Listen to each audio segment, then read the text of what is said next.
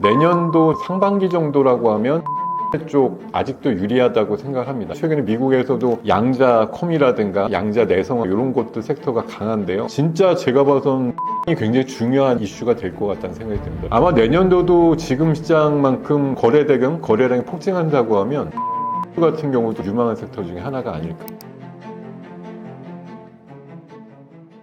안녕하세요 여러분, 김동엽입니다. 저는 한국경제TV 전문가로 활동하고 있고요. 지수가 4천을 넘는 시장이 되다 보니까 또 반갑게 2달 만에 불러주셨는데, 시장에 대한 얘기들과 함께 이제 4천이 넘는 지수대에서의 투자 전략에 대한 전반적인 얘기들 전해드리려고 하니까요. 아무래도 이 시간 좀 주목하시면서 관심 좀 가져주시면 감사하겠습니다. 내년까지 이어질 주도 섹터로는 어떤 분야가 거론되고 있나요? 내년도 시장 사실 올해가 너무 좋았습니다. 따져보면 아직 연말까지 한 2달 가까이 시간이 있습니다만, 어쨌든 최근 6개월 시장만큼 화끈하게 올라가는 시장 또 오랜만에 10년 만의 시장이다 이렇게 얘기할 정도로. 근데 사실 이제 팬데믹 한창 초기에 많이 빠졌다가 한번 세게 올라가는 시장도 있었고요. 중간중간에 이제 큰 시장이 한 번쯤 있긴 하지만 최근에 6, 7개월 정도 시장은 정말 큰 장이었다라고 얘기를 드리는데, 근데 작년도를 또 까먹으세요. 작년도가 얼마나 우리 시장이 안 좋았는지 생각을 해보시면 정말 1월달부터 12월까지 내내 빠진 시장이었거든요. 근데 그거에 마치 데칼코마니 반대의 모습처럼 올해는 진짜 거의 V자형으로 올라온 시장이라서, 내년도는 일단 시장에 대해서 먼저 말씀드리면, 저는 초반에는 좀 선전하겠지만 후반으로 갈수록 결국은 경기 침체 확률 같은 것들을 좀 보시면서 대응하실 필요가 있다고 생각하는데, 그래도 10년 전에 닷컴 랠리보다는 이번에 AI에 대한 얘기들은 아마 빅테크들이 끊임없이 경쟁을 계속 할 것 같아요. 그러니까 이거는 주가의 측면이라기보다는 계속 산업적으로 공고하게 발전되고 확대되는 측면이라고 생각을 하기 때문에, 내년도 저는 통을 털어서 얘기하고 싶지는 않고, 상반기 정도라고 하면 반도체 쪽 칩에 대한 논리는 아직도 유리하다고 생각을 합니다. AI 데이터 센터 증설 이슈가, 저는 지금 오픈 AI가 광범위하게 굉장히 많은 네트워크를 통해 가지고 막 일들을 벌리고 있잖아요. 이게 저는 제 나름대로 논리로 보면 뽀록이 날 것 같은데, 그게 나는 거는 아마 내년 하반기 정도 돼야지 과다하게 일만 벌이고 제대로 일도 못한다 이런 얘기가 나올 것 같고, 상반기에는 그래도 벌리고 있는 일에 대해서 평가를 여전히 받는 식으로 보기 때문에 반도체에 대한 시각은 여전히 유리하다고 보고요. 그리고 AI 데이터 센터라는 미국에도 스타게이트를 비롯해서 전 세계 지금 AI 데이터 센터 증설에 대한 이슈가 있기 때문에, 결국 전력 에너지, 그러니까 뭘로다가 전력을 만들 건데라는 에너지 믹스 문제랑 그 만든 전력을 어떻게 데이터 센터에 보낼 건데라고 하는 송배전의 문제, 이런 것들이 굉장히 중요할 거라고 생각이 들고요. 그리고 사실 노란봉투법이라고 하는 게 이제 8월 달에 통과가 됐습니다만 시행은 내년 3월부터 돼요. 그래서 아마 로봇에 대한 관점은 내년 한 2월쯤부터 해서 또 크게 일어날 가능성이 높습니다. 최근에도 로봇주 잘 움직이지만 노동력의 대체가 실제적으로 노란봉투법의 시행과 함께 다시 한번 불이 붙을 가능성도 높기 때문에, 그리고 지금은 가정에서 쓰시는 게 로봇 청소기 정도밖에 없습니다만, 지금 앞서가는 사람들이 그리는 건 한 3년 정도 내면 그래도 앞서가는 가정 쪽에서는 그 휴머노이드 로봇이 가사 일을 돕는 그런 것들 정도 그리고 있단 말이죠. 피지컬 AI의 완성이라고 하는 차원에서 로봇주, 그리고 AI가 확산되기 위해서 전력도 중요하지만 고도화된 통신과 보안도 중요해요. 이번에 삼통신사 다 털렸잖아요. 해킹이 되고 나면, 이게 AI는 초연결 시대이기 때문에 다 연결되어 있는데 해킹으로 한쪽이 만약 뚫리게 되면 모든 것들 한꺼번에 멈출 수 있는 그런 극악무도한 상황들이 나올 수 있거든요. 그렇기 때문에 보안이 아마 내년도에는 더 많은 사례들로 등장될 가능성이 높고, 그렇기 때문에 최근에 미국에서도 양자 컴이라든가 양자 내성화 이런 것들 섹터가 강한데요. 진짜 제가 봐선 보안이 굉장히 중요한 이슈가 될 것 같다는 생각이 듭니다. 왜냐하면 모든 게 다 연결이 돼 있고, 그 디바이스들 수많은 것들이 해킹 없이 움직이려면 굉장히 중요한 보안의 고도화가 일어나야 된다, 이런 관점으로 말씀드리겠고요. 아마 내년도도 지금 시장만큼 거래량이 폭증한다고 하면 증권주 같은 경우도 내년에 좀 유망한 섹터 중에 하나가 아닐까, 이렇게 말씀드리겠습니다. AI와 전력 인프라 산업이 시장의 중심으로 자리 잡고 있는데요. 이런 변화가 투자 방향에는 어떤 의미를 주고 있나요? 그래서 뭐 AI라고 하는 게 흔히 앨런 머스크가 그렇게 얘기했잖아요. 사람은 이제 쉬어야 된다? 그걸 모든 걸 뭐 휴머노이드 할 거야 될 것이다. 이렇게 얘기할 정도로. 그러니까 AI가 그냥 우리가 뭐 LLM 모델 이용해가지고 궁금한 거 물어보고 답 뭐 얻어내고 이런 차원은 정말 1차적인 차원의 AI 뭐 접근법이라고 보는 거고요. 이제 AI 뭐 에이전트라든가 AGI 이런 걸 통해 가지고 뭐 사람들의 스케줄을 모두 관리해주는 그런 시스템도 나올 거고, AI가 파급되는 크게 저 두 가지 디바이스가 있는 거죠. 하나는 로보택시라고 흔히 얘기하는 자율주행차 개념이 나올 거고, 뭐 지금 이미 이제 시범 사업 이상으로 진행이 되고 있습니다만, 그러니까 이렇게 되면 나중에 저는 자율주행차라든가 로보택시가 자리 잡게 되잖아요. 그럼 진짜 말 그대로 공유 경제거든요. 소유 경제가 아니라. 그러면 자동차가 훨씬 덜 팔리는 시대가 나오게 되겠죠. 한 대를 가지고 5명, 10명에서 이용하는 시대가 되게 될 거니까 나중에 자동차 산업은 더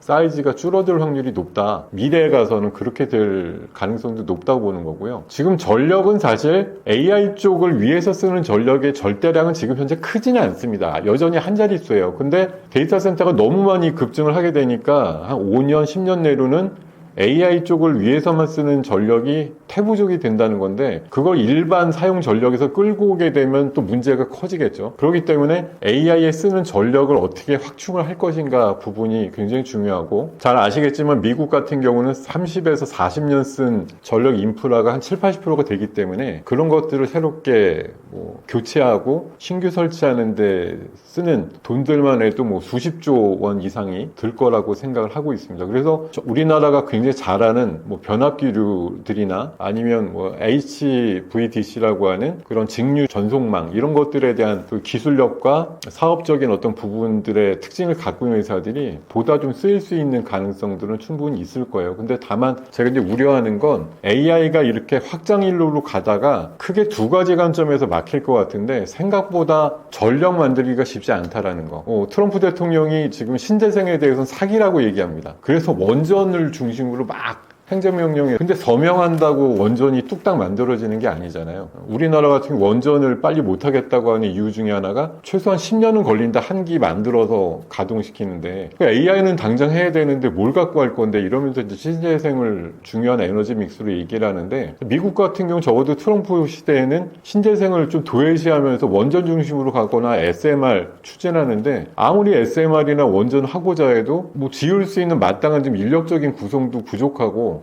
동시에 10년 안에 300기 원전을 어떻게 지어요? 미국이라고 하더라도. 그러니까 저는 결국은 AI가 막 하고자 하나 결국은 전력에 발목 잡혀서 상용화 속도나 대중화 속도가 좀 늦어질 가능성이 있다는 게 하나의 우려고요. 오히려 또 하나는 고용 지표가 최근에 좀 떨어져도 기업들의 실적이 나빠지지 않는 건 이 AI 덕이라고 많이 얘기를 해요. AI가 많은 사람들의 인력을 대체하니까 좀 내보내도 괜찮네, 이런 해석이 나오죠. 근데 그게 시장에 투자하는 사람들한테는 인력 보내고 AI 중심으로 가는 기업이 실적이 좋아지니까 이게 좋은 거야인데, 그게 많은 사람들의 사례를 거쳐서 내가 막상 그 위치가 된다고 생각해 보세요. 그러면 AI에 대해서 굉장히 저항이 나오겠죠. 내가 당장 일을 잘리면서 AI가 대체하는 시대가 오게 된다고 하면 인류 많은 사람들이 슬퍼하거나 노여워할 거 아니에요. 그런 시장이 나중에 열리게 되면 역시 AI를 이렇게 뭐 전방위적으로 크게 할 필요가 있는가라는 걸 또 의심하거나, 이 불확실성과 리스크,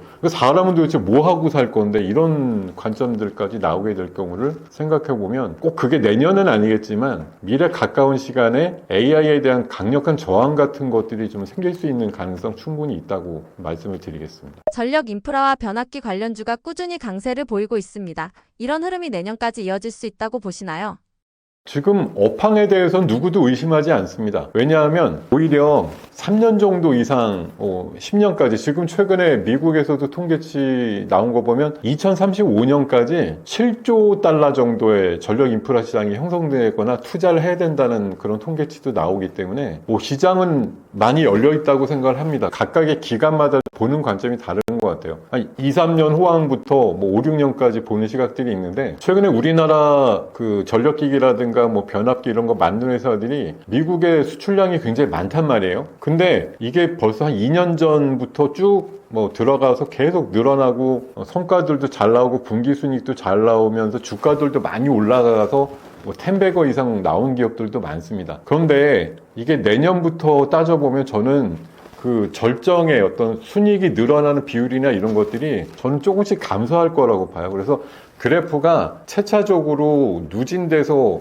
커브가 급해지면 좋지만 이게 완만하게 눕기 시작하는 순간 주가는 거의 끝난다고 보거든요. 거기다가 기업들도 생각을 할 거 아니에요. 지금은 초창기에 캐파를 늘리면서 뭐 오더 물량을 담당을 하려고 하겠지만 이게 몇 년 뒤가 되면 결국은 한번 장치 산업으로 하고 나면 그 다음에 수년 내지 10수년, 20년 동안 그것들을 새로 깔 수 있는 기회들이 안 나올 거 아니에요. 그러니까 이걸 계속 늘리려고 해서 있는 캐파 한정적으로 늘리고 나서 대응을 하려고 하지 한꺼번에 마치 그 황금알이 있는 그 거위의 배를 가르려고 하지는 않는다는 거죠. 계속 조금씩 캐먹겠다 이런 생각을 하게 되는 거죠. 그러니까 저는 내년 이후에는 실적이 정체될 가능성이 높아요. 더 캐파를 늘리지 않으면서 이걸 나 혼자 먹겠다 이거보다는 길게 좀 끌고 가겠다 이렇게 할 수 있기 때문에 저는 업황과 주가가 좀 분리돼야 된다. 업황은 여전히 AI 그러면서 전력기기 많이 필요해 이럴 것 같은데 막상 너 줄 서서 기다려 이렇게 되지 이거 한꺼번에 해결해 줄게 이러진 않는다는 거죠. 왜냐하면 해결을 빨리 해줄수록 그 다음에 빈 공간과 빈 시간이 엄청나게 잔여적으로 꽤 오랫동안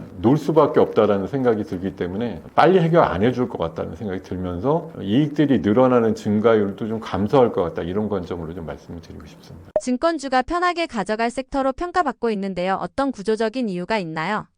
증권주는 지금 뭐 최근에 이제 뭐 아무래도 시황산업이라고 얘기를 하거든요. 시장이 좋고 막 지수 단위로 올라갈 때는 같이 어떤 지수의 우상향과 함께 증권지수가 같이 올라가는 면들을 당연히 보여줍니다. 뭐 증권시장의 확대라든가 거래대금 증가라든가 이런 것들이 증권사 수익에 당연히 최차적으로 이동이 되기 때문에 그런 것들을 얘기를 많이 해요. 그래서 최근에 거래대금이 20조 이상 돌파하고 이런 것들 보면 당연히 거래대금이 많이 나오니만큼 그거 일정 비율 계산해 보면 거래 수수료라든가 이런 수입의 확대 이런 것들로 이용을 할 수가 있겠고 비슷하게 거래량이 나와도 이제 지수대가 올라가고 가격대가 비싸지니까 거래대금이 훨씬 이제 높아지는 그런 상황들이 나올 거고요. 특히 이제 사실 한 10여 년, 20년 전부터 증권 그 매매 수수료는 많이 좀 착해졌죠. 예전에는 뭐 1억에 50만 원 내는 오프라인 수수료였다고 하면 지금은 뭐 거의 안 내시니까 수수료 수입보다도 사실 더 기대하는 건 시장이 좋을 때 신용공여죠. 한마디로 신용을 통해 가지고 매수를 하시는 분들 아니면 담보대출 이런 것들을 증권사를 통해서 이용하시게 되는 게 그게 아무래도 그냥 은행 대출보다 좀 고금리고 하다 보니까 예대마진의 폭이 많이 발생을 할 수밖에 없어요. 그래서 최근 한 20조까지 늘어나고 있는 신용공여에 이제 잔고가 빡빡하게 차 있다고 하는데 이게 시장만 유지된다고 하면 줄어들 리가 없으니까 정말 20조 원의 금액에다가 그냥 그 예대마진 차이 정도가 그냥 증권사에 남는 알토란 같은 수익으로 나올 거고요. 그리고 최근에 이제 NXT라고 하는 대체거래소 시장이 나오면서 인기를 끌고 있습니다. 왜냐하면 이게 처음에는 이거 피곤해서 하겠어 이랬는데 지금은 아침 8시부터 저녁 8시까지 매매를 아주 즐기고 있으면서 거래량이 폭증하고 있거든요. 그러다 보니까 한국거래소 KRX도 빠르면 내년 초부터 12시간 거래소 시간을 이제 늘리려고 추진하고 있어요. 나스닥은 내년부터 아마 제가 알기로는 24시간 운영까지도 하고 있는 걸로 알고 있는데 이게 두 가지 의미가 있습니다. 국내 그 거래 시간이 뭐 6시간 반에서 12시간으로 확대되니까 당연히 그만큼 참여자가 많아져서 거래대금의 증가로 또 이어질 가능성이 높다는 거 하나가 있고요. 그 나스닥 같은 경우 저게 24시간 매매가 된다고 하면 우리나라 낮 시간에도 나스닥을 매매할 수가 있다는 것이 되는데 이게 지금 우리나라 그 증권사 수익 보면은 외국 주식 매매가 활성화되어 있는 곳이 돈을 많이 벌거든요. 왜냐하면 일단 환수수료가 아주 짭짤하게 나오고 또 하나는 외국 주식 매매는 우리나라 국내 주식처럼 수수료가 싸지가 않아요. 꽤 좀 고가의 그 비율대로 수수료를 챙기고 있기 때문에 외국 주식 거래가 저렇게 활성화되는 시장이 글로벌적으로 만들어진다고 하면 증권사가 그냥 진짜 말 그대로 땅 짚고 헤엄치는 그런 시장이 열릴 가능성이 충분히 높다. 이렇게 말씀드리겠습니다. 코스피 5천 가능성이 거론되는데요. 현실화되려면 어떤 조건이 충족돼야 하나요? 지금 현재 새 정부 출범 이후에 1, 2차 상법 개정이 있었는데요. 지금 이번 정기국회 때 뭐 얘기가 나오고 있습니다만 자사주 소각 의무화에 대한 얘기들이 뭐 명문화될 경우에는 한 번 더 레벨업이 될 것 같고 마지막으로 한 가지 배당소득 분리과세 최고세율 지금 현재는 45%인데 원래 정부안이 35%였는데 최근에 25%까지 낮출 수 있다는 얘기들 나오는데 그렇게 되면 아무래도 고배당 기업들이 더 늘어날 거고 또 배당주에 대한 장기 투자 이런 것들이 만들어지면서 시장이 좀 더 상향 안정화되는 상황들이 나올 것 같거든요. 그리고 현재는 사실 고배당 기업들만 배당소득 분리과세가 되는데 현재 한 5, 60개밖에 없습니다. 근데 그게 몇백 개 수준으로 된다고 하면 그만큼 이제 미국이 실적도 실적이지만 미국 기업들이 잘 나가는 이유가 사실은 배당 많이 주고 소각을 많이 하기 때문인데 우리나라도 그런 시대가 열리게 되면 아무래도 잠재적으로 좀 디스카운트 돼 있던 주식에 대한 어떤 가치가 본연적으로 좀 커질 수 있는 확률이 높다라고 생각하는 거고요. 그리고 지수가 지금 4천까지 올라오면서 물론 뭐 저평가 영역들이 많이 개선되고 있습니다만 내년도 반도체 중심으로 어쨌든 더 큰 영업이익이 나온다 그래서 최대 뭐 코스피 기준으로 350조 정도의 영업이익까지 나온다는 얘기가 나오는데 그 정도 되면 거기에다가 뭐 12배, 13배 하게 되면 거꾸로 계산해보면 코스피 한 5천까지의 움직임이 나올 수 있다라는 역계산이 가능할 것 같고요. 뭐 현실적으로 5천이 되려면 딴 거 없죠. 삼성전자가 14만 원 넘어가고 지금 10만 원 기준으로 하이닉스 50만 원 기준으로 70만 원. 그러니까 저 큰 종목 두 개가 대표적으로 40%쯤 올라가게 되면 지수가 4천에서 5천, 25%쯤 올라가는 토대가 될 것이다라고 말씀드릴 수가 있어서요. 지금 정책적인 거, 또 실적에 대한 부분, 그리고 우리나라 선도하는 반도체 탑2의 종목의 시세가 지금보다 40% 정도 올라가는 상황이 된다고 하면 코스피 5천은 달성이 될 것이다라고 말씀을 드리겠습니다. 5천을 향해 달려가긴 하지만 엄청난 리스크도 동반하고 있는 것 같은데요. 어떤 요소를 눈여겨봐야 넘어지지 않을 수 있을까요? 사실 지금 엄청난 눈치 게임을 하는 중이에요. 그리고 증권 투자가 뭐 게임이라고 얘기를 하지만 사실 이게 여러분들이 소중한 자산을 가지고 이걸 늘리려고 하시는 고귀한 투쟁을 하고 계신 건데 누군가 5천이라는 걸 만든다고 해서 5천이 되면 5천의 지수가 그냥 스탑이 돼가지고 그 가치가 몇 년이고 유지가 된다고 하면 정말 윈윈의 시장이라고 봐야 되겠죠. 근데 그 도달의 임박이거나 아니면 넘는 순간 누군가는 이거에서 더 이상 유지될 수는 없어라고 해서 분명히 좋은 얘기를 막 하면서 팔아대는 누군가는 또 있을 거란 말이에요. 그럼 그렇게 되면 우리가 최근에 3,200, 2021년도에 물려가지고 1000포인트 내렸어요라고 해서 막 구조대 이렇게 소리 지르던 분들이 최근에 다행히도 삼성전자를 비롯해서 구조되는 그런 상황들이 만들어졌는데 지금 또 결국은 삼성전자 기준 10만 원 정도의 매수를 하시는 분들이 또 있는 거 아니에요? 8일 기준으로 오늘 외국인 기관이 다소 파는 걸 개인들이 오늘 삼성전자 한 300만 주 가까이 샀거든요. 10만 원에. 얼마 전에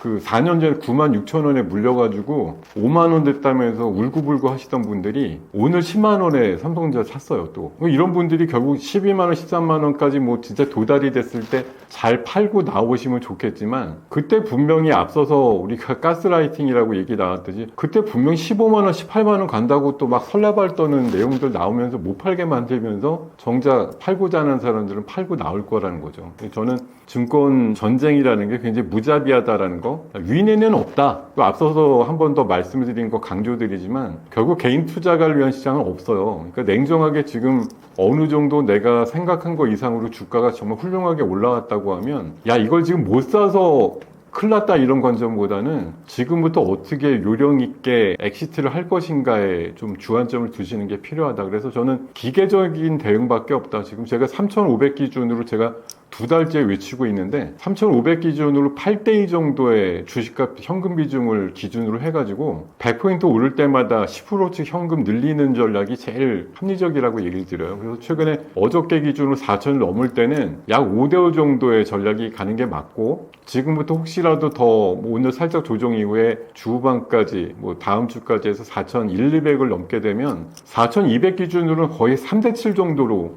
오버나잇 하는 비중은 30%, 유동성 가지고 당일치기 매매 또는 관망하는 비중 70% 이런 정도로 가셨으면 좋겠다는 전략 좀 말씀드리고요. 강세장 이후에도 살아남을 종목은 결국은 기본 실적과 재무구조가 안정적인 것들이 아무래도 강세장 이후에는 아주 멸망스러운 하락이 나올 수도 있는 휴유증이 상당히 큰 장세가 나올 수도 있는데 그럴 때 상대적으로 좀 버틸 수 있는 건 여전히 주주 친화적으로 배당이라든가 소각에 있어서 이번 이제 정부의 흐름처럼 그런 것들에 좀 충실한 기업들이 아무래도 데미지가 좀 적을 것으로 보이고, 앞서서 말씀드린 것처럼 미래에도 성장할 수 있는 그런 섹터들, 이런 것들은 이번에 뭐 휴증을 같이 겪겠지만 그래도 상대적인 관점에서 좀 덜 겪을 거다, 이런 관점으로 좀 말씀을 드리겠습니다. 강세장 이후에도 살아남을 종목은 어떤 특징을 가지고 있나요? 강세장이라는 게 사실 뭐 천년만년 내가 투자하는 모든 기간이 그냥 강세장이었으면 좋겠지만, 이번에 한 6개월 정말 생각지도 않은 강세장이 나왔는데, 많은 이들은 지금 반도체 호황을 근거로 해서 2, 3년 간다고 얘기를 많이 하시지만 사실 지금 속도감이 너무 강하고요. 앞서서도 비슷한 예를 들었지만 지금 6개월 사이에 바닥에서 70%가 오른 지수인데 앞으로 5천을 상정해도 20%밖에 안 남았다. 강세장의 어떤 틈이라고 하는 게 5천을 뭐 궁극적으로 어쨌든 본다고 하면 남은 포인트가 별로 없다라는 겁니다. 그래서 뭐 강세장 이후 우리가 불현듯 생각해 봤을 때 이때가 강세장의 끝이었어라고 생각할 수 있는 건 사실 그 강세장이 끝난 날로부터 최소한 서너 달은 지나봐야지 압니다. 그게 꼭지였다라는 걸 알려면 사실 우리가 그날 바로 꼭지였네 이렇게 생각할 수는 없어요. 왜냐하면 그때에도 더 간다 이렇게 얘기하는 사람들도 많기 때문에 꼭지다 아니다 논쟁은 그 뒤에도 몇 주간 계속 될 거라고 보거든요. 결국은 그 꼭지에서 최소한 20% 이상 부러졌을 때 그때가 꼭지였네 이렇게 생각을 할 수가 있다는 거죠. 그래서 저는 솔직히 강세장이라는 거에 이후에 살아남을 종목이라는 건 저는 생각을 안 하시는 게 좋다. 왜냐하면 우리가 냉정하게 강세장이 끝났는데 투자를 왜 해야 되느냐라는 생각을 오히려 하시는 게 맞죠. 강세장이 끝났는데 여기에서 버틴다? 아니면 덜 빠진다? 아니면 강세장이 아니고 약세장인데 올라가는 기업을 또 우리가 골라서 투자를 해야 돼? 이렇게까지 할 필요는 없을 거예요. 왜냐하면 최근에도 올라갈 때 올라가는 종목의 확률이 30% 내지만 내려가는 장이 만약 강세장 이후에 열리잖아요? 그러면 올라가는 종목은 10%밖에 안 나와요. 거기서 굳이 낮은 확률에서 드시겠다고 살아남아있는 몇몇의 종목들을 굳이 잡아놓고 기다리실 필요는 저는 없다고 봅니다. 냉정하게 나오실만 할 때 대부분 나오셔서 아주 극도의 작은 비중만 오버나잇 하는 쪽으로 이용을 하시는 게 맞다고 보고요. 뭐 앞서서도 비슷하게 말씀드렸지만 미래 비전이 있는 종목은 결국 사이클이 또 돌아오기 때문에 AI라든가 전력 쪽하고 로봇 쪽에 대한 그런 뭐 산업적인 발전에 따른 사이클은 단기 꼭지가 있더라도 사실 단기 이상의 큰 상승이 나왔지만 그 이후에도 또 사이클은 온다, 이렇게 관점을 가지고 가셔도 좋을 것 같고요. 그리고 아무래도 그 강세장 이후에도 좀 덜 빠진다 이러려면 주주들한테 제 몫을 안겨주는 회사들이 좋겠죠. 그래서 고배당을 많이 해주는, 배당을 좀 많이 주는 회사들이 그래도 이 종목 버리는 것보단 차라리 은행이자 이상으로 나오니까 갖고 있는 게 유리하지, 이런 관점들로 좀 이해할 수가 있을 것 같고요. 아무래도 강세장 이후에는 약세장 이니까 아무래도 강세일 때 영 안 갔던 또 다른 소외주들, 이런 것들이 오히려 약세장에선 또 스물스물 내가 그동안 안 갔던 종목이다 이러고서 올라갈 가능성이 높으니까 사실 강세장 이후에 약세장은 극도로 홀딩하는 종목의 비중을 낮추시는 게 무조건 중요한 것 같고요. 그래도 좀 하겠다고 하시면은 지금 올라갈 때 여러분들 통계 이건 분석 이런 거 해보시면 진짜 이번 장에서 안 올라간 섹터들 있잖아요. 그런 쪽에서 업황이 돌만한 것들 좀 참고해서 투자를 바닥에서 해놓으신다고 약세정했을 때 우회 수익을 올릴 수 있는 가능성도 있지 않을까 이렇게 생각을 드려보겠습니다. 요즘 시장에서는 유동성 폭발 전야라는 말도 있던데요. 실제로 그런 흐름이 나타나고 있나요? 네, 유동성 증시라는 말이 딱 지금 어울리는 시장 같습니다. 최근에 8월, 9월 달에 3,500대 정도에서 한 12조, 13조 정도 나오던 코스피 시장의 거래 대금이 어제 같은 경우는 20조까지 늘어나면서 유동성 장세라는 게 말 그대로 돈이 마구 시장에 쏟아져 들어오면서 유동성으로 시장을 끌어올리는 장세를 얘기하는데, 최근에 한 2, 3주 정도 흐름 속에서 코스피가 90포인트 이상 오르는 날이 4번이나 있었거든요. 완벽한 유동성 장세다라고 말씀을 드려도 부족함이 없을 것 같고, 지금 지수가 밀리는 것 같으면 증시에서 대기하고 있는 CMA라든가 예탁금 계좌에 있는 돈들이 70조에서 80조가 넘는다고 얘기할 정도로 굉장히 유동성이 풍부하게 증시 주변에 있다라고 보시면 되기 때문에 시장이 밀리려고 해도 그 밀리는 폭 자체가 크지 않다라는 그런 장세의 특징을 보여주고 있는 것 같고요. 그리고 주가가 이제 비싸지는 만큼 한 6개월 전만 하더라도 지수가 2000대 중반이었지만 이제 이제는 1000포인트 이상 오르다 보니까 각각의 주가들의 가격이 커져가지고 똑같은 수량이 거래되더라도 거래대금이 훨씬 폭증하는 그런 현상들이 나오기 때문에 유동성 장세의 어떤 전초적인 그런 모습이다라고 말씀드리겠습니다. 이번 상승장에서 오르는 속도가 유난히 빠른 것 같은데 그 이유는 무엇인가요?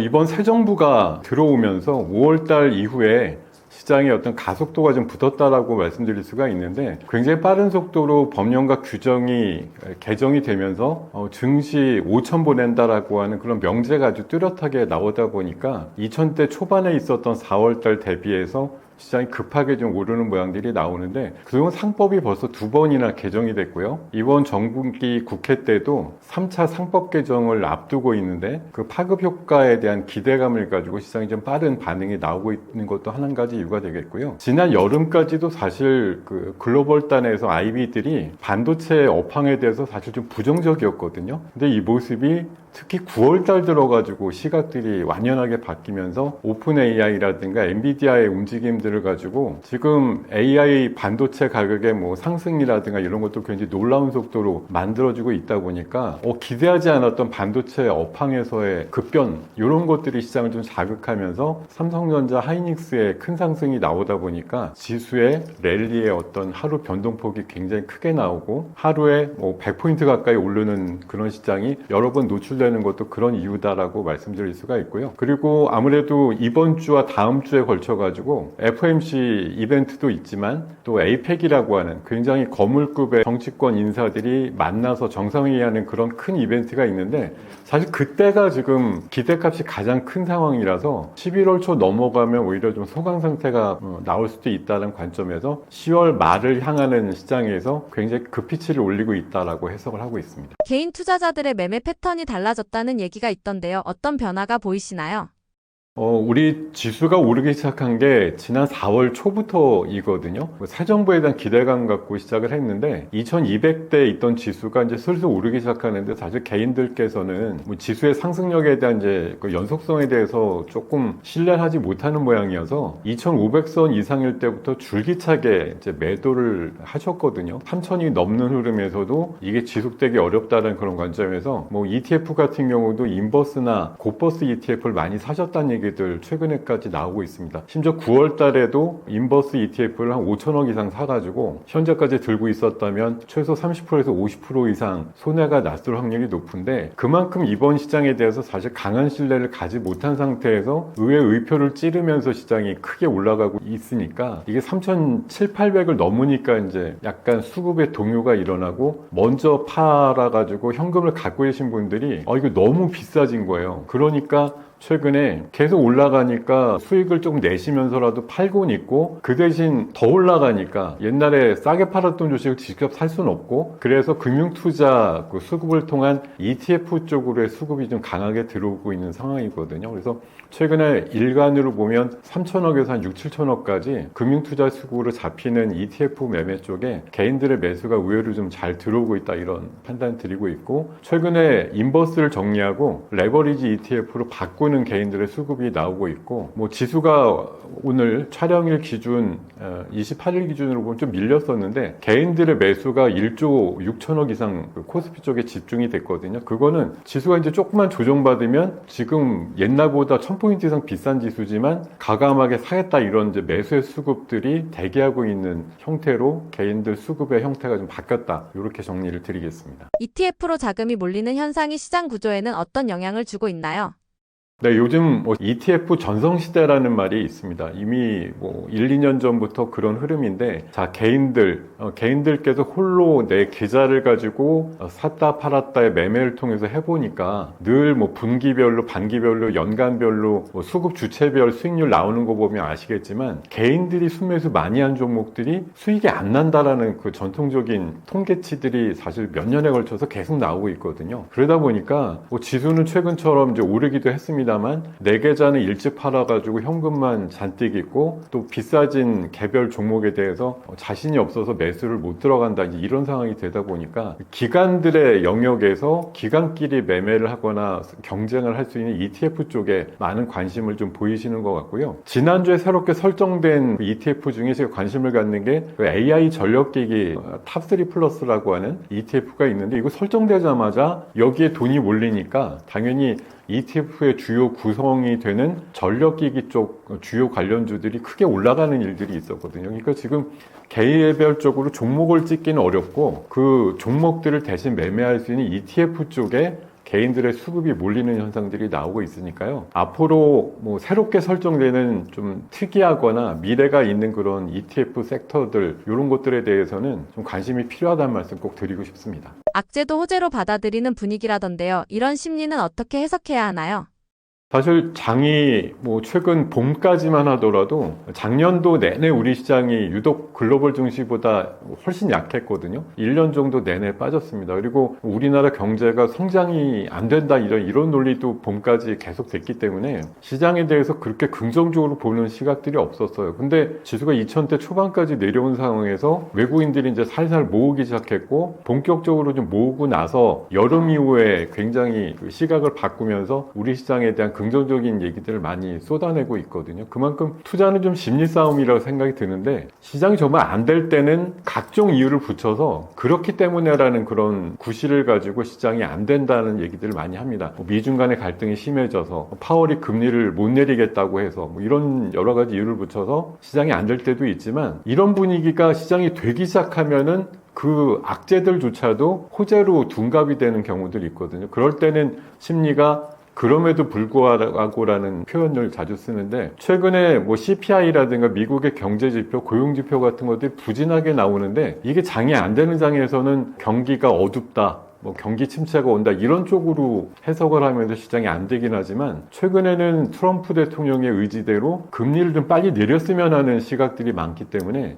CPI가 최근에 발표되면서 기대치를 밑돌지만 시장에서는 금리를 바로 내리겠구나라고 하는 확신 이런 것들로 둔갑이 되는 평가들이 나오고 있거든요. 그만큼 각각의 시장의 국면에서 요즘처럼 되는 시장에서 뭐 우리나라만 많이 오르는 것도 아니고 전 세계가 지금 뭐 에브리싱 랠리라고 해서 모든 게 다 올라가는 상황에서는 악재로 치부됐던 재료마저 호재로 둔갑시키는 그런 상황이 번복된다 이렇게 말씀을 드릴 수가 있겠습니다. 지금 시점에서 투자자들이 특히 경계해야 할 착시나 과시는 무엇인가요?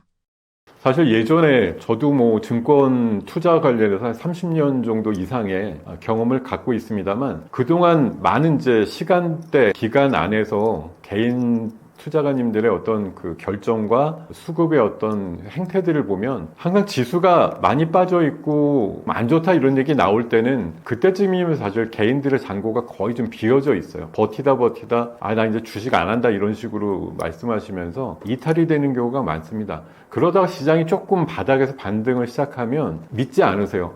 이러다 말겠지. 뭐 이렇게 생각하시다가 최근에 사실 2000대 초반에서부터 3000 넘을 때도 우리 시장이 3000을 넘어봤자 3300의 고점을 넘긴 어렵다 이런 시각들이 많았단 말이에요. 근데 추석 연휴 앞두고서 3500까지 올라오고 추석 지나서 이제 4000까지 올라오는 시장이 되다 보니까 그러면서 이제 봄부터 얘기 나왔던 K5000에 대한 이제 그 높은 목표치가 이제 막 머릿속에 들어오는 거거든요. 그래갖고 뭐 갖고 있는 분들한테는 굉장히 축복이겠습니다만 목표가가 저 위에 있는데 거기에 근접하는 상황이 되니까 이제 개인들께서 이제 확신을 가지고 시장에 참여하는 그런 적극적인 움직임을 보이고 있어요. 근데 거듭 말씀드리지만 주식 매매, 뭐 투자의 기본적인 논리는 쌀 때 사가지고 비싸게 파는 거거든요. 근데 개인들이 갖고 있는 뭐 경계에 대한 착시나 과신에 대한 부분들은 자 이제부터다라고 해서 확신을 가지는 게 굉장히 충분히 비싸진 다음에 과신을 하시게 되는 경우가 많은데 저 같은 경우 최근에 그럽니다. 지수가 올라가는 건 결국 목표치에 근접하기 때문에 목표치에 도달되고 나서 플랫하게 1년이고 2년이고 주가가 유지되면 아무 상관없죠. 근데 마치 이렇게 급하게 올라간 주가는 고점을 어느 정도 찍고 나선 또 급하게 내려가는 행보들을 자주 보이기 때문에 주가가 올라가는 것만큼 지수가 올라가는 것만큼 위험한 일도 없다라고 저는 생각을 해요. 근데 오히려 올라갈수록 리스크가 커짐에도 불구하고 리스크가 없는 것처럼 생각하시는 것이 일종의 착각이라고 생각을 하기 때문에 지금 뭐 고점에 대한 인식을 누구도 할 수 없을 만큼 신세계 시장입니다만 어쨌든 저는 4천까지 오른 지수라고 하면 최대 5천을 보더라도 봄 이후에 올라온 우리나라 코스피 상승률이 70%가 넘거든요. 근데 4천 기준으로 5천을 가더라도 남은 위에 틈새 수익률의 남은 목표치는 최대로 잡아도 20에서 25%입니다. 최근에 올라온 한 6개월 동안의 궤적에 3분의 1 정도밖에 남지 않은 목표치니까 이제 올라갈 때마다 더 고점 인식을 하시면서 리스크 관리가 필요하다는 말씀 꼭 드리고 싶습니다. 심리적 절정 구간이라는 표현은 어떤 상황을 말하나요? 뭐 말 그대로 난 평소에는 주식에 그냥 덤덤했다, 관심이 없었다 이런 분들이 사실 최근처럼 지수가 하루에 100포인트 가까이 오르는 걸 여러 번 하게 되면 흔히 말해서 9시 뉴스, 8시 뉴스 헤드라인이 뭐가 나오겠어요. 사상 최초로 코스피가 3,400부터 되겠죠. 사상 최고치 지수를 계속 경신하고 있는데 그게 뭐 한 달에 100포인트도 아니고 일주일에 한 200포인트씩 올라가는 그런 장세가 나오게 되면 그 뉴스를 접하시는 분들이 심리에 균열이 일어나는 거죠. 난 그냥 시장하고 좀 무관하다? 아니면 시장하고 상관없이 살겠어? 이런 분들이 부동산 최근에 정책도 좀 심하게 제약을 하면서 부동산에서의 흐름을 지금 시장으로 증시 쪽으로 끌고 가겠다는 정책들도 은근히 좀 시행이 되고 있는데 그냥 여전히 우리나라는 사실 부동산 중심이지라고 생각했는데 이런 부분들이 진짜 증권 쪽을 붕 띄우는 쪽으로 굉장히 노력들을 많이 하고 있고 뭐 전 세계 글로벌 자금들의 유입 같은 것들이 꽤나 활발하게 일어나고 있다는 그런 뉴스들 많이 접하게 되면 그것들이 과연 개인 투자가나 아니면 평소 투자에 관심이 없었던 분들한테 어떤 자극을 만들면서 계좌를 만들고 또 투자를 시작하게 만드는 그런 현상들이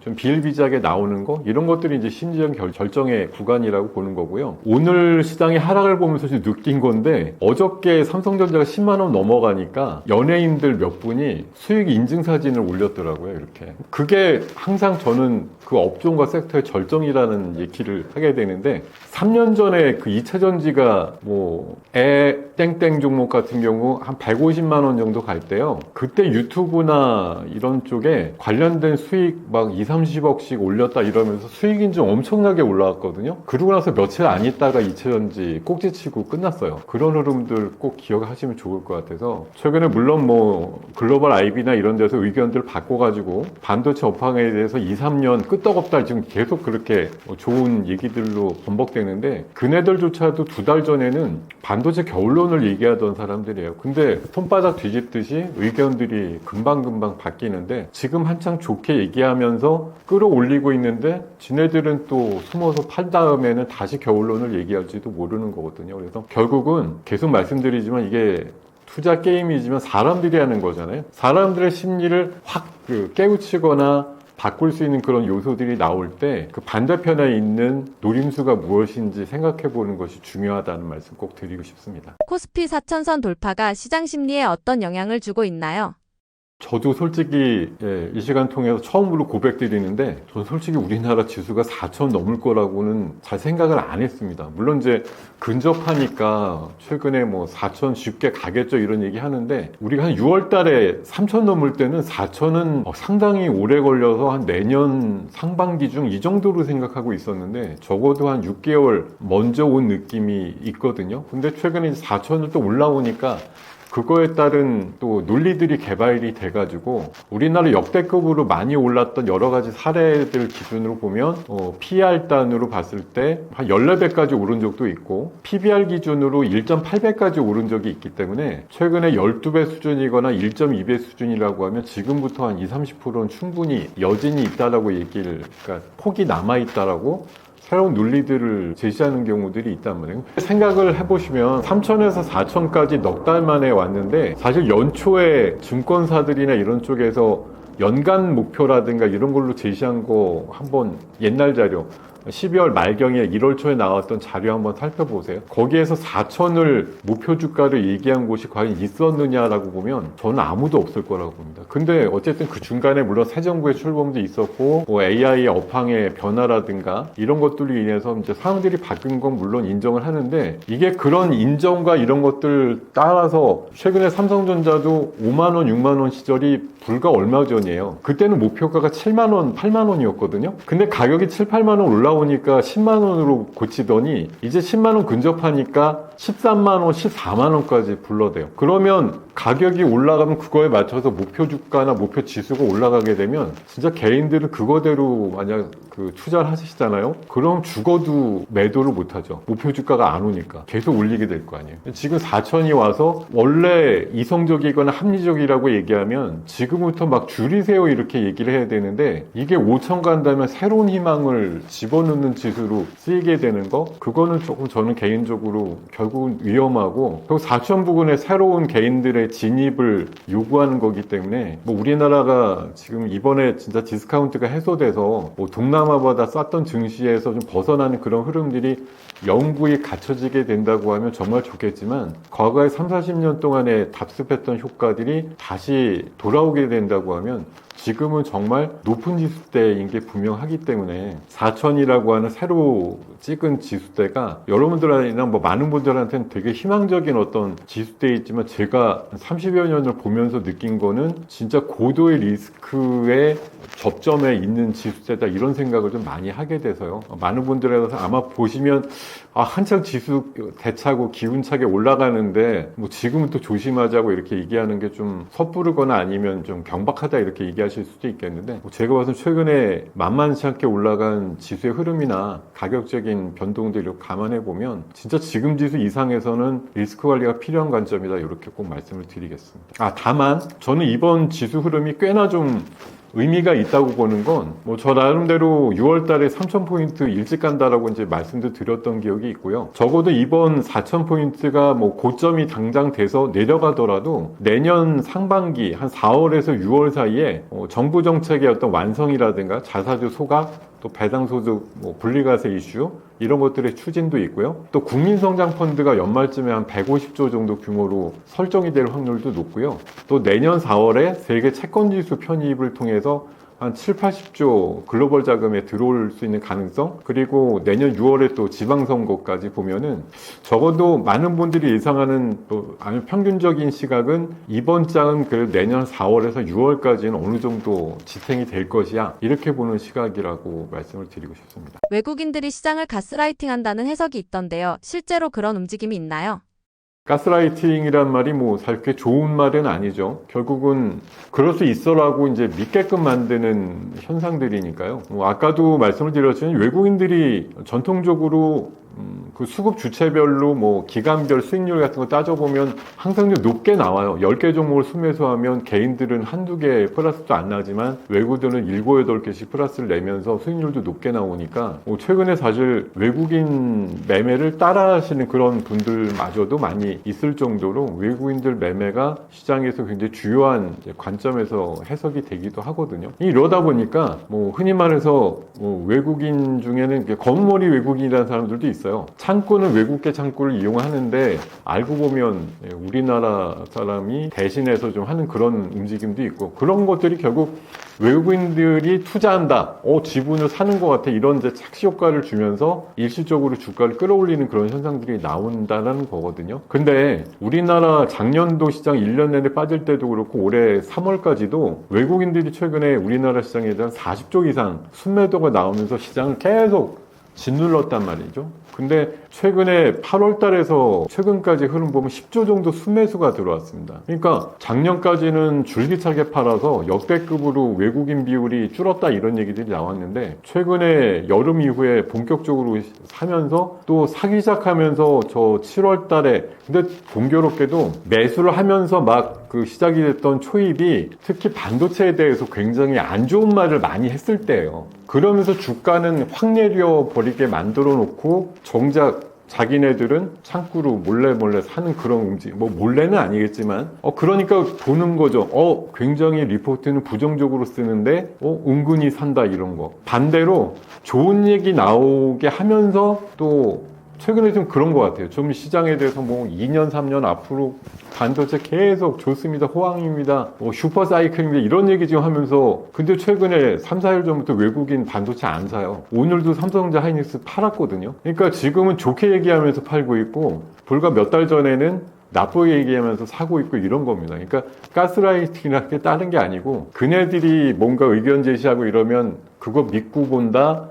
쟤네들 영향력 큰데 이렇게 해놓고 정작 수급적으로 반대로 가는 경우가 많다라는 거. 이런 것들에 대한 좀 재해석이 필요하다라고 말씀드리겠습니다. 기관과 개인의 매매 패턴이 엇갈리는 현상은 어떤 의미로 봐야 하나요?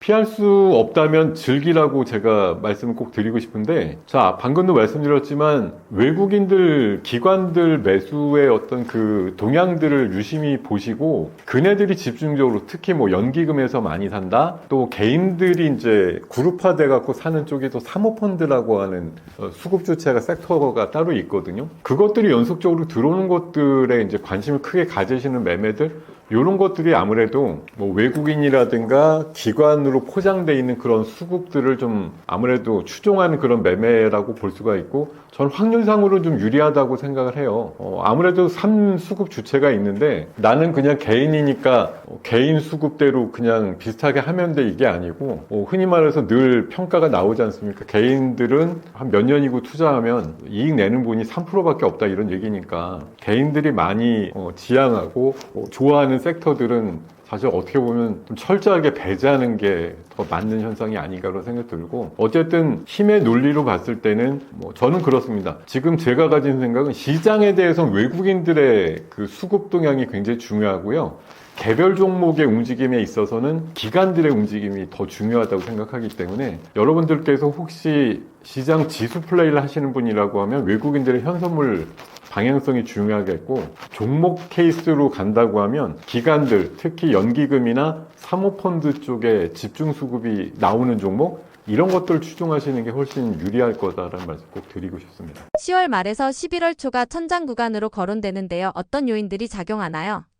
아까 뭐 심리적인 절정 또는 사람들이 이 정도까지 기대를 한다 이런 것들이 다 모여있는 결정체가 공교롭게도 우리나라에서 열리는 에이펙 행사예요. 이때 지금 21개 정도의 정상이 오는데 뭐 여타 나라들은 배제하더라도 적어도 11년 만에 우리나라 오는 시진핑의 어떤 무게감, 그리고 트럼프 대통령의 무게감, 이런 거 무시할 수 없잖아요. 그래서 지금 우리나라를 정점으로 해서 미국과 중국을 사이에 두고 지금 미중회담도 굉장히 비중이 있는 단계로 협상들이 일어날 거고, 최근에 분위기는 매우 좋죠. 히토류 가지고 싸우다가 지금 서로 뭐 양보하면서 대충 합의가 될 것이다 이런 전망들이 나오면서 미국장도 크게 좀 올라가고 있는 상황이라서 이런 기대감들이 있는데, 근데 방금 제가 용어로 썼지만 증시의 움직임에서 어떤 가격적이거나 지수의 움직임은 사실 제가 생각하기엔 감히 기대감이 98%예요. 기대감 자체. 기대를 가지고 움직이지 나와 있는 현상을 가지고 움직이진 않거든요. 그거는 순간적으로 움직이는 잠깐 찰나의 순간일 거고, 뭐 과거에 영광적으로 움직였던 2차 전지 같은 경우도 2022년도, 3년도 때 피크를 찍을 때 그때 그렇게 올라가면서도 더 희망을 가졌던 건 그로부터 한 3, 4년 뒤에는 전기차가 거의 시장의 반은 점령할 거야 이런 시각들이 있었기 때문에 그런 큰 상승이 5, 6년 전부터 올라왔던 거거든요. 근데 그 시점에서 뭐 전기차 캐즘도 일어나고 또 뭐 팬데믹도 일어나면서 전기차 많이 보급이 안 되는 상황들이 되다 보니까 2차 전지가 무너져 버리고 전기차 관련주들이 많이 내려가는 그런 일들이 있었거든요. 최근에 반도체 관정의 업황이 급반전해가지고 뭐 초호황의 사이클이라고 얘기를 하는데, 그런 것들이 올해 말이나 내년 초까지만 이어진다고 하면 시세는 진작에 끝났겠죠. 근데 지금 28년 정도까지는 최소한이라는 말이 붙으니까 적어도 내년 하반기까지는 괜찮겠는데, 이런 이제 시각들이 있으니까 최근에 주가들이 막 달아오른다고 보는 거예요. 그래서 지금 아무래도 글로벌 단에서 뭐 관세를 가지고 미국에서 계속 이슈를 만드는데, 그것들이 결국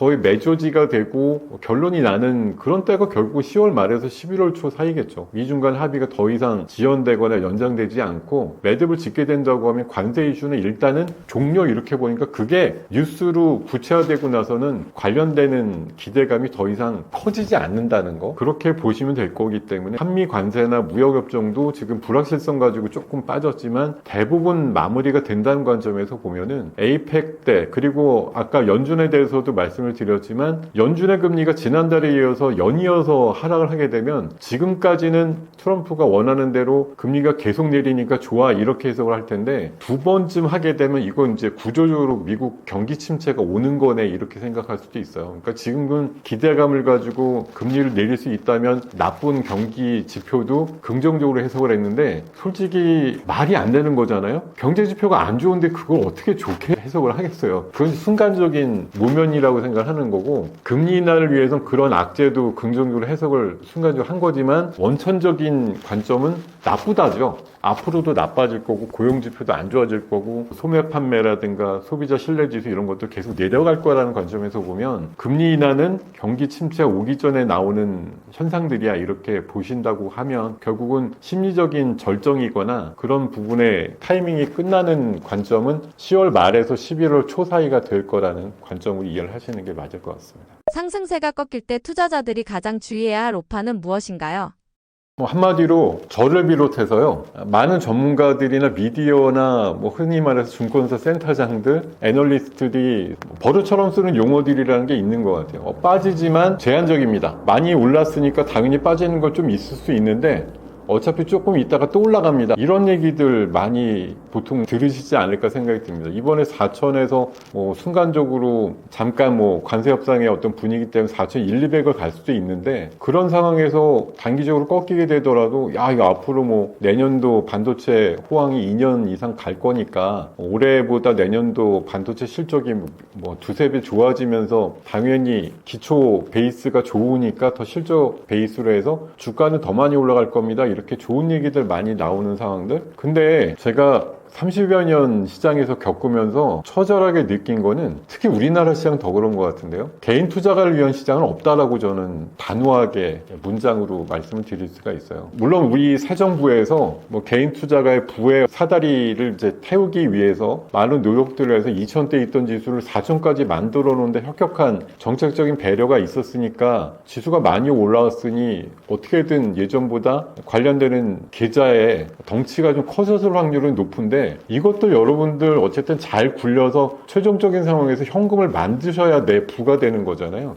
지금 그냥 90% 이상 100% 가까이 주식으로 있다고 하면 저는 막 주식 뭔가 사가지고 올랐어요라고 기뻐하실 때 제가 맨날 말씀드리는 게 있어요. 팔고 나서 좋아해. 안 팔고 나서 지금 평가이익이 50%가 났어요. 100% 났어요. 이거 아무 의미도 없다고 저는 최종적으로 차라리 졸투라고 표현합니다.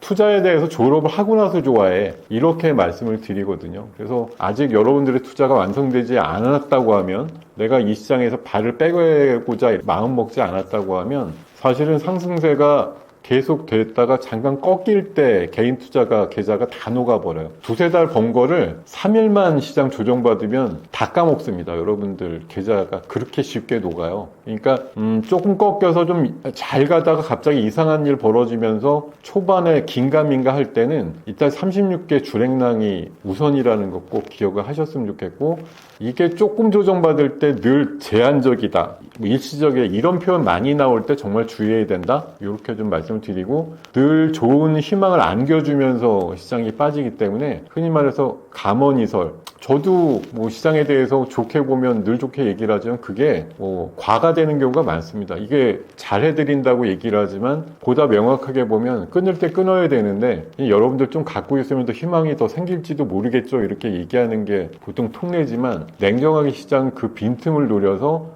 생각보다 또 많이 빠지는 경우가 있으니까 이번에 적지 않게 올라오는 장세인 만큼 이번에는 좀 제대로 여러분들이 나올 만한 상황에서, 지금도 사실 굉장히 좋은 타이밍이기 때문에 이게 5천 전에 나오면 바보야 이런 생각보다 4천 넘으면 거의 반반 전략 가시는 게 좋다고 생각하거든요. 지금부터 100포인트 오를 때마다 유동성을 더 확보하는 노력으로 가시는 기계적인 대응이 더 현실적이고 현명한 투자일 거라는 생각을 많이 하게 됩니다. 요즘 K-니프티 장세라는 표현도 자주 등장하는데요. 어떤 의미로 쓰이는 건가요? 미국에서도 사실 다우가 최근에 4만 포인트가 넘고 이렇습니다만, 태생적으로는 1960년대라든가 이런 초반에는 1000포인트 정도밖에 안 됐던 때도 있었습니다. 근데 그때 기관 투자가들이 집중적으로 매수하는 그야말로 니프티 50라 그래서, 니프티란 말은 이제 훌륭한이라는 뜻이고 50라는 말은 이제 50개, 훌륭한 50개 종목 위주로만 매매를 하면서 집중적으로 매수하고 보유하고 이러다 보니까 그네들의 주식들이 여타 종목들 대비해서 훌륭한 너무나 좋은 성과들을 올렸다 그래서 집중되는 한 50여 개 종목만 차별적으로 올라가는 장세를 일컬어서 이제 니프티 50 장세라고 하는데, 최근에 잘 보시면은 3,000 올라갈 때는 다 같이 좀 동반해서 오른 모양이 나왔지만, 특히 3,000을 넘으면서 4천까지 오르는 데 있어서는 아무래도 지수 관련된 대형주들, 섹터별로 반도체라든가 2차 전지, 자동차면 자동차, 여러 가지 방산이라든가 여러 섹터에서 주도주 되는 종목들이 여타 중소형주들을 압도하는 수익률들을 많이 보여주는 모습이었거든요. 그래서 지금 장세를 저 포함해서 많은 분들이 K 니프티 50 장세다 이렇게 표현을 하는 것 같고, 앞으로 지수가 4,000을 넘어서 5,000까지 가더라도 최근에 2, 3주 흐름을 보시면 아실 거예요. 등락 비율이라는 지표를 보시면 오르는 종목보다 내리는 종목이 이미 많고요. 최근에 통계치를 보면 넉 달 전에 고점치고 현재 수익률을 감안해 보면 오른 종목보다 내린 종목이 훨씬 많습니다. 최근에 올라가는 종목 평균 내보면 한 30% 정도밖에 안 돼요. 그만큼 똘똘한 종목들이 나머지 60, 70%의 하락을 이기고 지수가 올라가는 그런 장세를 얘기하는 거고, 앞으로도 그럴 가능성이 높습니다. 다만 이제 극상으로 올라가게 되면 이게 우리 시장에서는 조금 대형주는 코스피, 중소형주는 코스닥 이렇게 좀 분류를 하기 때문에 최근 들어서 2, 3일 정도는 이제 코스닥이 조금 더 힘을 내주는 키 맞추기 장세가 살짝 나오긴 하는데, 지수단은 중심으로 본다 그러면 역시 업종 대표주들의 50개에서 100여 개 정도 종목 중심의 장세가 앞으로도 계속될 가능성이 높다라고 판단드리겠습니다. 지수를 끌어올리는 종목들이 공통적으로 가진 특징은 무엇인가요? 이번에 이제 확연하게 거의 진짜 2,000포인트 가까운 시장의 상승이 나오니까요. 아무래도 지수가 이렇게 크게 올랐다는 얘기는 지수 영향력과 반영도가 큰 종목들이 올랐다는 거예요. 공통적인 특징 중에 가장, 방금도 비슷한 말씀 드렸습니다만, 시가총액 작은 녀석들이 합쳐져서 세게 올라갔다기보다는, 적어도 몇 조 단위, 아니면 10조, 20조, 삼성전자야 500조에서 600조가 된 개념이니까요. 그리고 특히 SK 하이닉스 같은 경우는 2년 전에 주가가 6만 원이었거든요. 최근에 56만 원까지 올라갔으니까 50만 원만큼의 크기만큼 올라왔다라는 거, 결국은 지수 영향력이 큰 종목들이 많이 올라왔다는 거고, 그리고 이번 장세에서 특징적인 건 어느 때에도 사실 분석을 해보면 나온 거지만, 우리나라에서 넘버원의 업종 중에 1등주가 세계에서 넘버원으로 인정받는 그런 섹터들의 종목들이 특별히 좀 많이 올라왔다는 걸 아실 수가 있습니다. 앞서서도 우리가 K 니프티 50라는 얘기를 붙었는데, 진짜 말 그대로 업종 앞에다가 K자를 붙일 수 있느냐 아니냐가 중요한 것 같아요. 그러니까 K조선, K방산, K원전이란 말이 붙을 정도면 이 K라는 게 그냥 우리나라 내수용이 아니라 전 세계에 나서 코리아를 대표하는 K의 마크를 붙여도 너무나 떳떳하고 세계에서 알아줄 만한 그런 업종들에 속하는 대표주들이 많이 올랐다는 거거든요. 방금 말씀드린 대로 조선이라든가 방산, 원전, 또 전력기기, 또 K뷰티로 포함되는 K미용, K화장품, 그리고 BTS라든가 블랙핑크, 이번에 캐디언도 대단한 성과가 있었습니다만, 엔터 쪽도 K엔터 붙이잖아요. 그리고 최근에 AI의 이제 대중화와 함께 다시 우리 D램과 낸드 플래시, 또 HBM으로 대표되는 K칩, 이런 것들까지도 나오고 있기 때문에 결국은 우리나라에서 잘하는 것이 세계적으로 1등인 것이다, 이렇게 표현할 수 있는 것들이 공통적으로 시장을 끌어올리는 주체들이다, 이렇게 좀 말씀을 드릴 수가 있겠습니다. 대형주 중심의 상승세 속에서 중소형주는 어떤 흐름을 보이고 있나요? 사실 대형주 쪽의 흐름이 워낙 강하기 때문에 최근에도 분석 기사들이라든가 이런 것들 미디어에 나오는 거 보면 말 그대로 대형주가 한 7, 80% 올라가는데 코스닥의 중소형주 섹터에 있는 것들은 한 20, 30%밖에 안 올라간다, 상대적으로 열의에 있는 거죠. 어차피 올라가는 건 방향성은 맞으나 그 강도에 있어서 오히려 지수 영향력이 큰 대형주들이 더 앞장선다 이런 느낌이 있는데, 그래서 이제 최근에 뭐 소외됐다 이런 이제 생각들 하시는 분들도 많습니다. 근데 시장이라는 게 참 묘해가지고 어느 정도 꼭지를 칠 만큼 대형주들이 올라가고 나면 또 그 낙수 효과가 작은 쪽으로 또 옮겨갈 수 있다고 봅니다. 그래서 최근 한 2, 3일 정도 전부터는 코스닥에도 약간 더 강세가 나오는 현상들이 나오기도 하고요. 특히 촬영일 기준 28일 같은 경우는 어쨌든 지수상으로 봤을 때 코스피는 한 30여 포인트가 빠졌는데 코스닥은 어찌됐든 보합으로 끝나는 장세였거든요. 그건 적어도 많이 오른쪽에서 이제 모난돌이 돌맞는다는 느낌으로 차익 매물이 나온 끝에 그것들이 중소형주로 일부 좀 이동되는 그런 흐름이 나왔다고 생각해요. 그래서 반도체 소부장이라든가 최근에 또 금리 인하 이슈를 갖고 있는 제약바이오단 이런 쪽의 종목들로 이어가는 것들을 봤을 때 일단 제가 봐도 10월 마지막에서 11월 정도쯤 돼서 어닝 시즌과 함께 중소형주 중에 좀 똘똘한 것들 중심으로 매기가 좀 이전될 가능성 충분히 있지 않나 그렇게 말씀을 드리겠습니다. 지수는 오르는데 체감이 낮다는 의견이 많은데요. 이유가 어디에 있나요? 그거는 저도 좀 투자 초기에 가졌던 생각인 것 같아요. 그러니까 제가 어떤 주식을 샀는데 저도 취향상 중소형주 좀 좋아하거든요. 그러다 보니까 대형주가 막 날아가는 장세에서는 좀 가끔 소외되기도 하는데 저도 가졌던 생각이에요.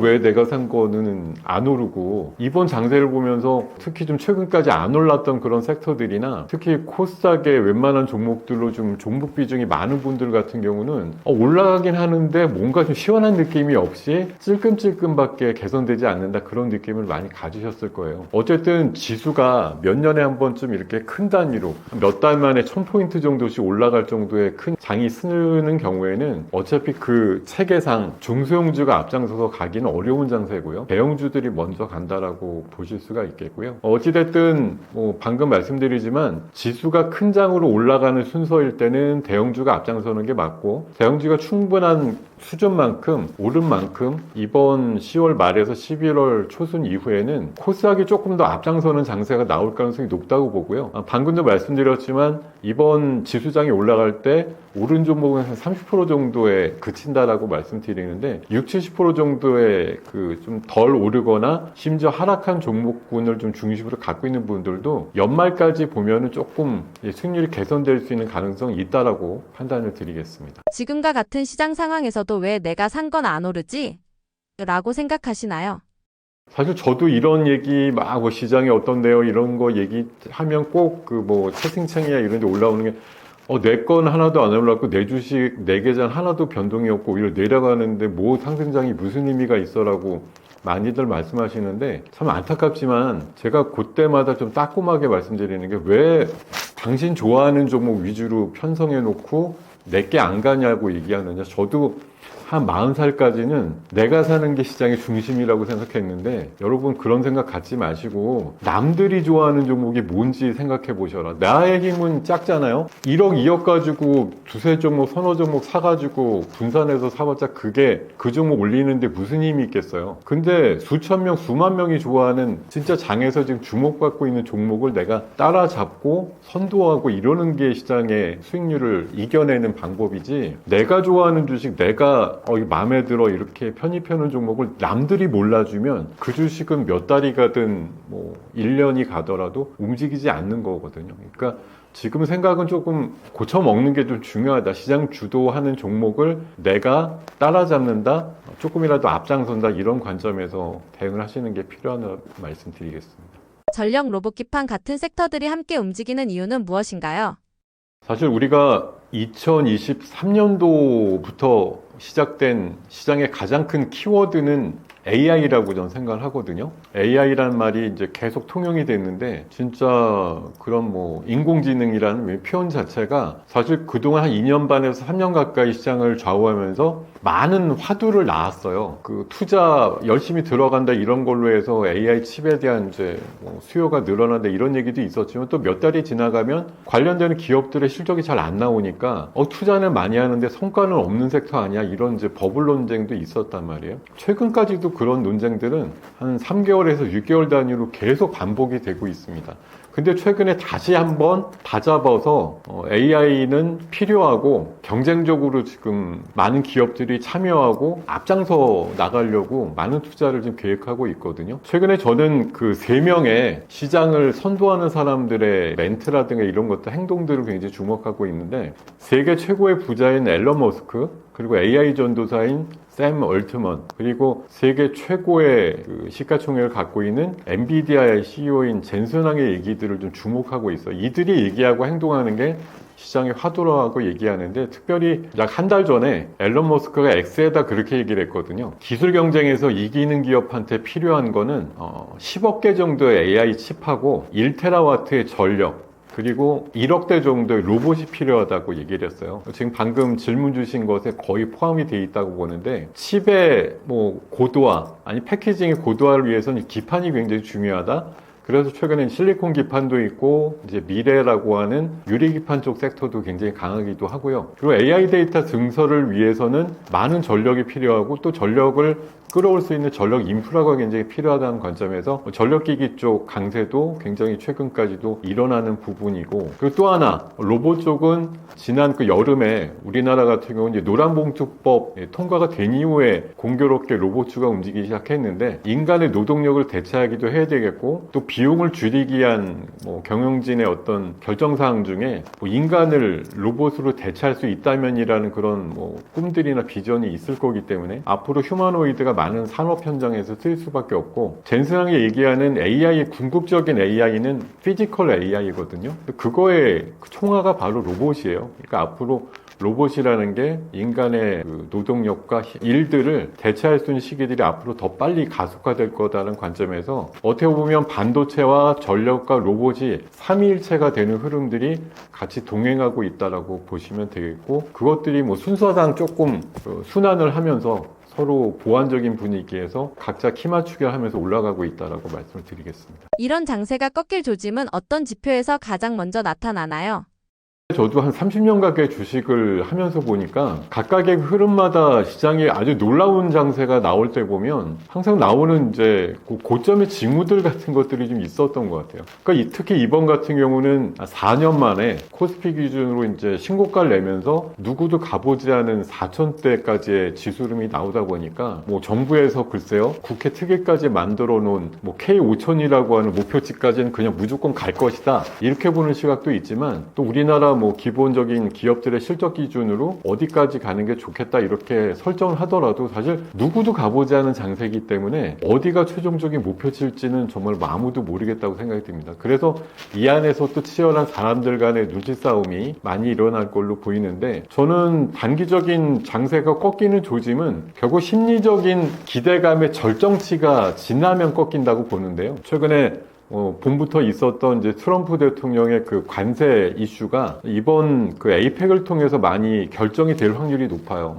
한미 간에도 그렇고 미중 간에도 그렇고 관세나 무역 협정의 결론이 대부분 이번 회의 부근에서 결론이 날 가능성이 높기 때문에, 이렇게 결론이 나면 저는 거의 세론 뉴스가 될 거라고 보는 거고, 연준의 금리도 이번에 거의 연속해서 금리 인하가 있게 되면 이제 시장이 이제 금리 인하에서 좋다 이런 관점보다는 경기 침체 쪽이 더 완연해지는구나라고 해석할 수 있는 부분이 있다고 봅니다. 그래서 저는 공교롭게도 한 2, 3일 뒤가 되는 10월 말에서 11월 초가 아무래도 절정의 지수가 기대대로 나오겠지만, 그러면서 또 차익 매물도 많이 나오는 상황들이 만들어질 것 같고요.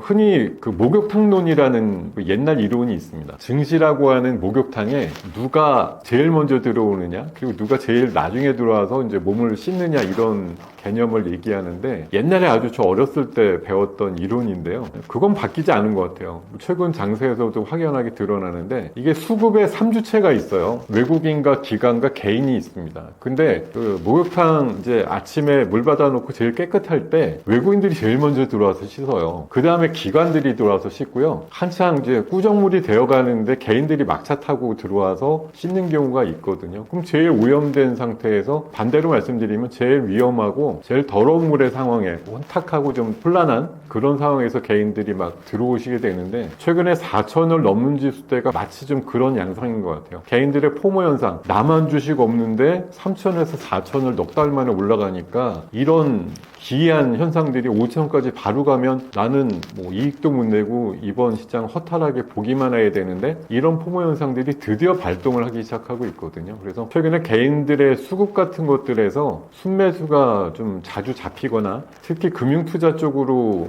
판단드는 그 사실 알고 보면 개인들의 ETF 매매가 많은데요. 저는 한 1조 가까이 순매수가 들어오게 되는 날이 거의 심리적으로는 포모의 절정과 같은 느낌으로 장세가 꺾이기 전에 나오는 과다 현상 이렇게 얘기를 하고요. 좀 우스갯소리로 말씀드리면 저 어제부터 오늘 사이에 좀 많이 들은 얘기가 아직도 증권회사 다니는 제 친구들한테 나오는 게 이제 애기업은 엄마들이 드디어 객장에 출연하고 있다 이런 얘기들 나오는데 그거 20, 30년 전에도 나왔던 고점 징후예요. 그러니까 주식에 관심 없던 분들이 갑자기 지금 3,500 간다 들은 지가 얼마 안 됐는데 4천까지 넘는 장세가 되니까 야 이거 이번 장 보통이 아니구나 라고 생각해서 평소에 관심 없던 분들이 관심을 가지면서 계좌 개설하고 돈 넣고 뭐 살까 이렇게 물어보는 문의 전화 많이 오게 되면 그게 휴먼 인덱스라고 해서 인간 지표들의 군상들이 그렇게 움직일 때 진짜 굉장히 정확한 고점의 징후가 된다는 말씀 꼭 드리고 싶습니다. 자, 이번 시장 같은 경우는 정말 누구도 예상하지 않은 만큼 속도감 있고 큰 폭으로 올라가는 시장이라서 뭐 당황하신 분도 있고 다 이 시장을 또 충분히 즐기면서 수익을 극대화하시는 분들 뭐 여러 가지 관점들의 이해관계가 맞물려 있을 거고요. 저 역시도 한 30여 년 시장을 보면서 이렇게 높은 지수의 시장을 본 적이 없으니까 저도 참 굉장히 좋은 구경을 하고 있는 시장인데 제가 보기엔 이번 시장은 최소한 뭐 진짜 바닥부터 머리 끝까지의 상황으로 보면 저는 거의 한 목 정도까지는 와 있는 시장 같다는 느낌을 많이 받고 있기 때문에 지금부터 지수가 코스피가 4천 정도 올라온 수준에서는 나머지 얼굴만큼을 뭐 온전히 드시겠다는 생각보다는 지금부터 정말 리스크 관리 들어가야 된다는 말씀을 꼭 드리고 싶고요. 그게 조금 덜 먹고 내 거 주식을 산 사람한테도 약간의 수익을 올릴 수 있는 그런 좀 운정 이런 것들 좀 베풀 수 있는 그런 기간으로 활용을 했으면 좋겠다는 생각이 들고 이번 장은 정말 좋은 장이었지만 결국 이 장도 끝나고 나면 아주 파멸적인 하락이 동반될 수 있다라는 무서움도 꼭 한켠에는 갖고 가시면서 한 발 뺄 수 있는 문 앞에다가 한 발 걸쳐 놓을 수 있는 그런 생각들을 하시는 시간으로 앞으로 연말까지 활용을 하시는 게 좋겠다는 말씀 드리겠고요. 제가 개인적인 유튜브 채널 주식 리뉴얼이라고 하는 채널을 갖고 있습니다. 간간히 좋은 내용들로 찾아뵈려고 내용들 올리고 있으니까 여러분들 오셔가지고 구독과 좋아요 알림 버튼 해주시면 감사하겠습니다. 고맙습니다.